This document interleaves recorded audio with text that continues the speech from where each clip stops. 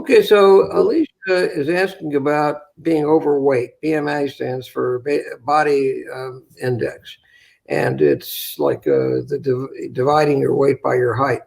It's not really that accurate an index. I can tell better by looking at a patient whether there's too many fat cells. It's much better than it's very crude. It sounds like it's accurate, but it's very crude. I do want to know the height and the weight of the patient, of course, and I can just tell by looking at it what their BMI is. But more important to really understand how much of that is muscle and bone and fat. Now, fat cells will absorb estrogen and then release estrogen. So you do have a problem when you're overweight, that massively overweight. And mildly overweight doesn't mean anything. But massive obesity has a problem in that you're absorbing estrogen. And so we have to give higher doses just to get a mini-IVF impact, because so much of the estrogen is just pulled in by the fat cells.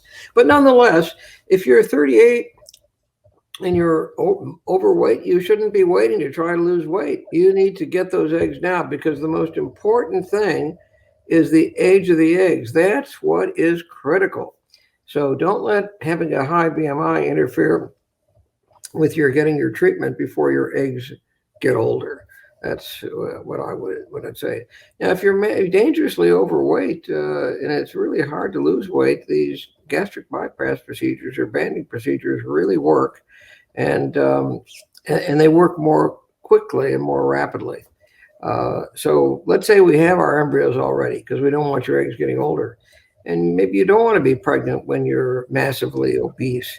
Well, the gastric banding really works, and it's paid for by insurance. And I'm not against selling it, but I think that's the easiest way to do it. It's very, very hard to get back from massive obesity to a normal weight otherwise.